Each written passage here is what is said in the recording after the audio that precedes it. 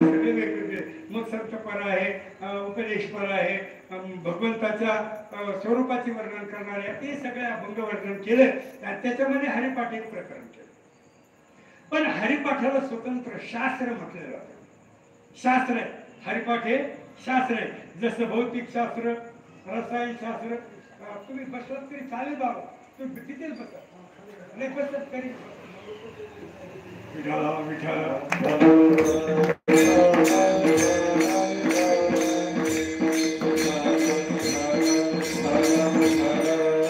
शास्त्र त्याला म्हणतात, शास्त्र त्याला म्हणतात. एवं ही शास्त्र विषय न जिज्ञासेत यदि दुःख नाम वस्तू जगती नश्यत. आपण जी मी आता 2 शास्त्र सांगितली ती शास्त्र विज्ञानातली शास्त्र आहे. प्रगती भरपूर होते, यामध्ये विज्ञानातली प्रगती होते, पण शेवटला त्याचा नाशच आहे. काही असू देत. आता आपण पाहिलं ना कालच्या सिंदूर मध्ये मोठमोठे यान अमुक तमुक सगळे रॉकेट हे पाहिले. ठीक आहे, कुठेतरी नाशच आहे. तिकडला काय त्या आपल्या रॉकेटचा काही कुठेतरी नाश आहे, बरोबर. म्हणजे विज्ञानाने केलेल्या प्रगतीचा कुठेतरी नाश. ले मोबाईल भारी घेतला 30,000चा 40,000चा, किती वर्ष चालतो? 2 वर्ष 3 वर्ष संपवतो, हे शेवटी त्याचा नाशच आहे, बरोबर. नाशवान वस्तू नाही. हरिपाठ हे असं शास्त्र आहे, त्याला काय म्हटलंय, एवं ही शास्त्र विषयो न जिज्ञासेत यदि दुःख नाम वस्तू जगती नश्यात. दुःखच होणार नाही असं जे शास्त्र सांगतं त्याचं नाव हरिपाठ. आणि तो हरिपाठ करायचं माऊलींनी ठरवला. आता हरिपाठ जेव्हा करायचं ठरवला तर मग एक विषय येतो, काळाप्रमाणे बदल घडला पाहिजे, काळाप्रमाणे.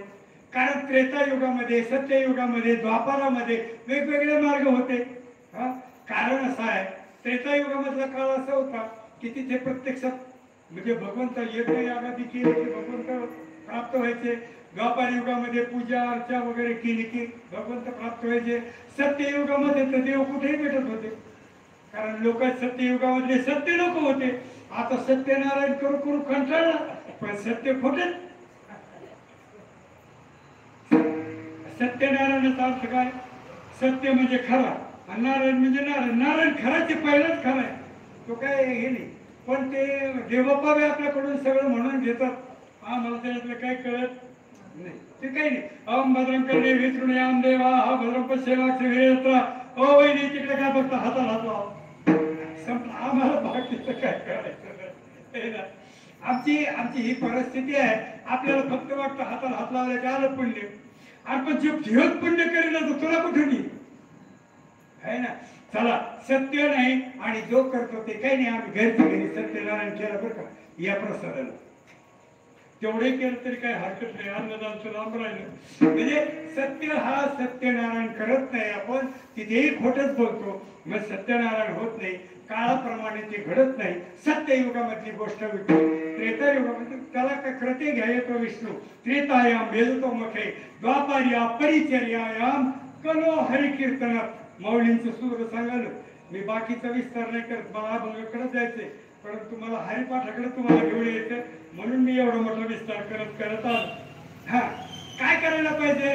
हरिपाठ सांगायचं, ही गोष्ट खरी आहे. हरिमुखे म्हणा हे सांगायचंय, ही गोष्ट खरी आहे. पण लोकांना पटलं पाहिजे ना. आपल्या लोकांना इथं नाही पटलं. कीर्तनामध्ये सगळे म्हणतात वा वा वा चांगलं कीर्तन. नाही, माझं सोडून द्या. रात्रीचं म्हणलं गुळा साखरा मारायचे, रात्री गुळा साखरेचं नाच, बेसन भाकरीचं कीर्तन. विठ्ठला विठ्ठला.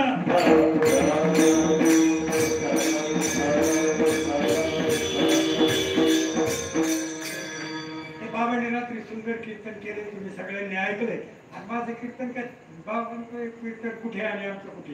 पण असं तरी सुद्धा माऊलीने हे सांगितलं की जेही असेल ते यांना कलियुगात पचलं पाहिजे, कलियुगामध्ये पचलं पाहिजे आणि कलियुगामध्ये उद्धारही झालं पाहिजे.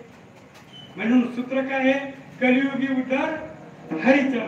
हा, म्हणजे कलियुगामध्ये जर हरिनाम यांना घ्यायला सांगायचं असेल तर ज्ञानेश्वरी सांगते अवघड कोणी न करी सांगत.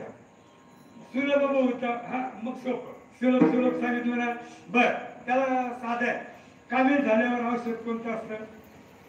ऊसाचा रस. किती चांगला आहे बघा.